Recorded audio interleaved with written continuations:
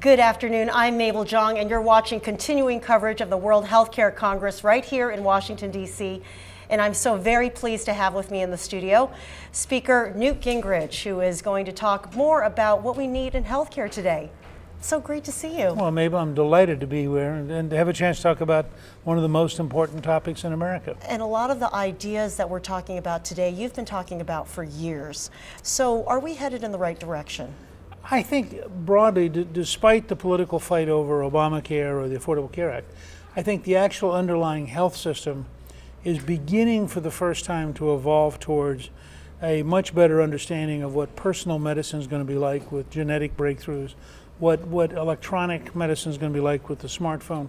So I'm beginning to see experiments and pilot projects and things that make me very excited about the next 10 or 15 years, that we're actually coming out of the era where we had a particular kind of medicine, and we're moving into an era where we have a very different and more wide-ranging kind of efforts to keep people healthy. Well, it seems at the center of the conversation is the individual, the consumer, Right. the customer. The customer is going to have a lot of control over what this healthcare landscape is going to look like. Do you think they have enough information accessible to them to do that well? Well, I don't think they do yet, but I think these things are being invented. But you know, you can sort of break this into 3 or 4 levels. You've got the breakthroughs in technology, information technology, the breakthroughs in biology, particularly at the level of individualized information, the breakthroughs in the actual practice, what's going to happen, and I'll come back to that, and then the breakthroughs in financing.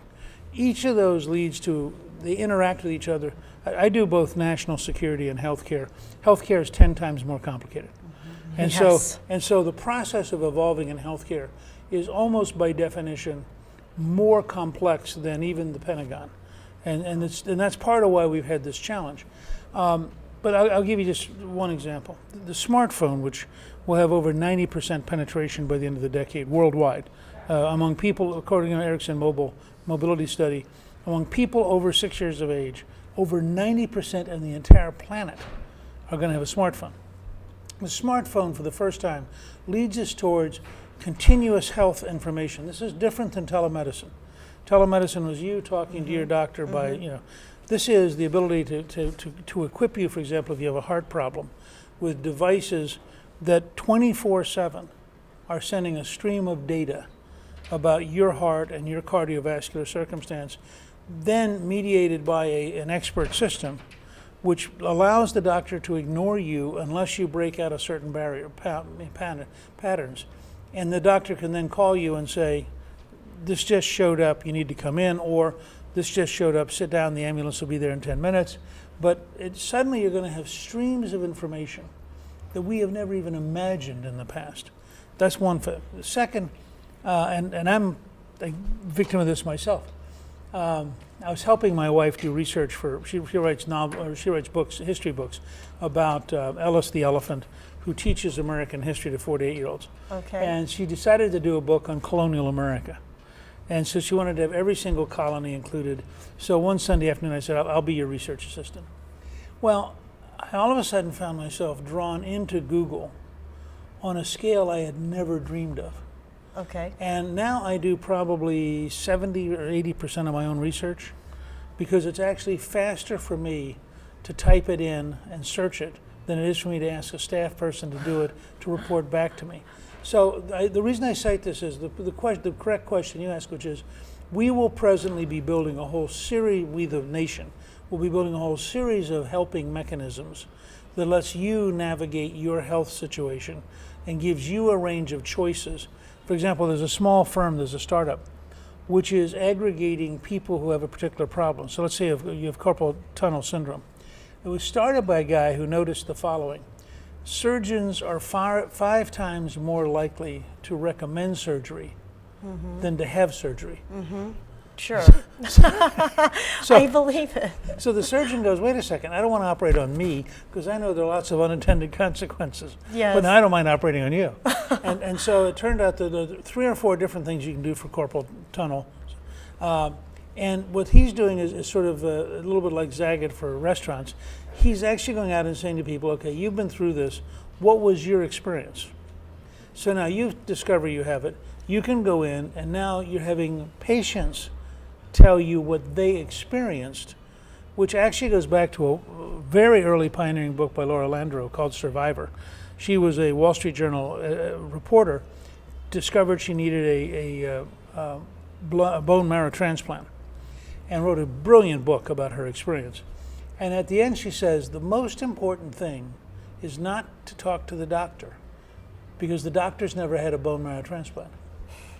It's to talk to people who have survived, who can say to you, this is what you're going to experience. Right.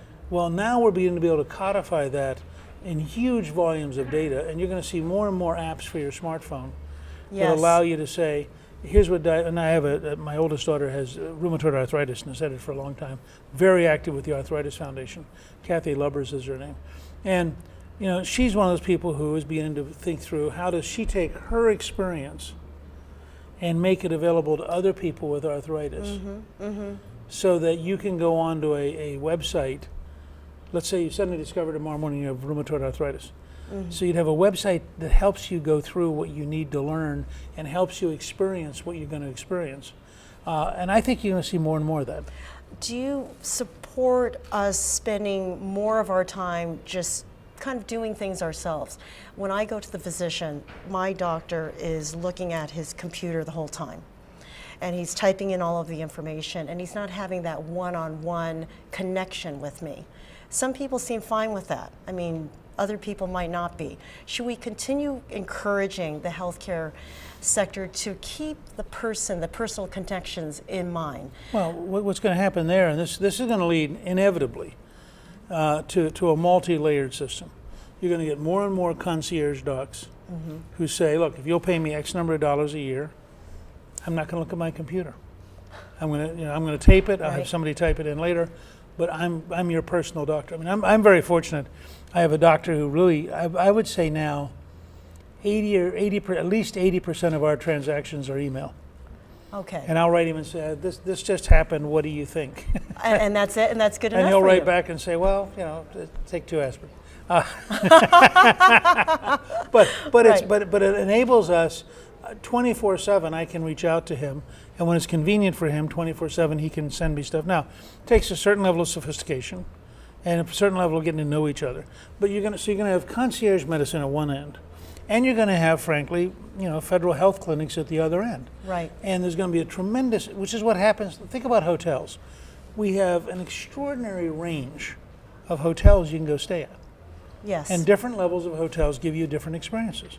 So we had a long drive to get a one-size-fit-all health system, which is frankly going to break down. It is not going to happen. We would never be able to afford it.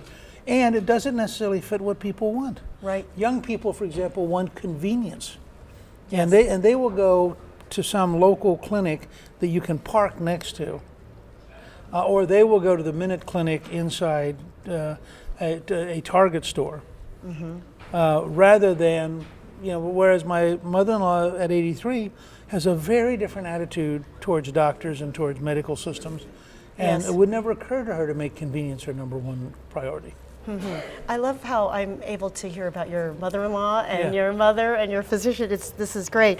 But I do want to get back to, you had said earlier that people are tired of conflict. We're at year 5 now for the Affordable Care Act being passed, and the ending certainly is not clear. Will we get bipartisan support in some form for this to continue getting the work done? Well, I mean, first of all, and you'll see this happen this summer if the Supreme Court throws out the key subsidy provision. There are certain practicalities. You know, we're not going to take somebody who's on dialysis and say, we're taking you off dialysis while the politicians fight for 9 months. We're not going to take somebody who's halfway through chemotherapy and say, so you already see some very smart people. John Barrasso, who's the senator from Wyoming, is a medical doctor. He's also the head of the Republican Policy Committee in the Senate. He is working with Ben Sass and with others, a freshman who's very smart from Nebraska. But there are a group of folks putting together a plan now. The governors are all vividly aware of this. I think you're going to see us transition, and we're going to keep some pieces of Obamacare. Virtually everybody agrees that we have to find some way for no precondition once you're in the insurance system. But I doubt if we're going to keep the idea that you automatically have no precondition, even if you've never been insured. Okay. Because that creates a hopeless long-term downward spiral. At the same time, I think they're probably going to keep being on your parents' insurance till 26, although frankly, I argue what you really want is a really healthy economy so you can go get your own job and get your own insurance, and your parents would be glad too. I mean, I think in that sense, I think that's a transition thing that probably won't be repealed.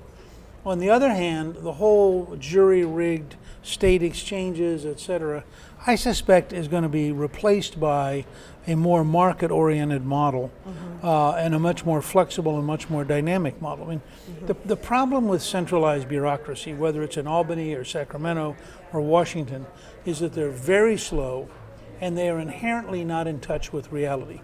Because they aggregate information, and by the time they get it all put together, the world has changed. So they're making rules that don't fit how the real world works. So that's why I think you're going to see more of a continuous reform model. I was struck. I first campaigned in 1974, and so I've had to talk about healthcare, for 40 years. Yeah. And people thought, wow, this is the one that ends the conversation. Now, the world's going to keep evolving. Our medical knowledge is going to keep evolving. Information technology is going to keep evolving, and people are going to keep evolving. Yes. So the system's going to have to continue to evolve. Yes, and another area that you've been very vocal about is the veterans and how we need to accelerate the work being done on their electronic health records and keeping that more consistent and more coordinated.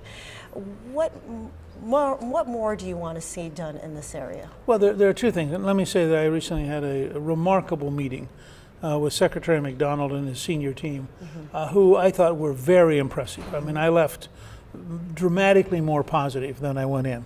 And I would say two parts. First of all, on the traditional centralized information technology side, they're bringing in somebody who is a very senior person who's done a lot of stuff in the pharmaceutical companies.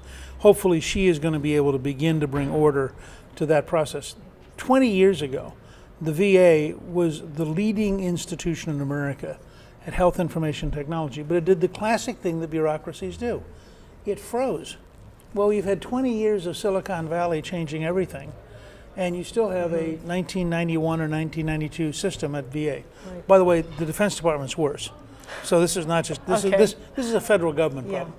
The second thing, though, is, and I've written about it, I gave a speech at the American Enterprise Institute last August about it, the smartphone becomes the central change agent of the next 25 years.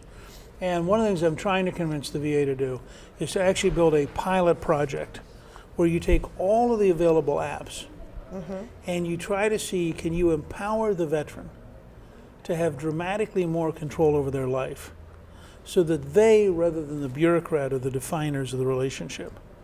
And there are now something like 93,000 apps that are health apps that are available for your smartphone. Incredible. It is. Incredible. It's just a different world. Is.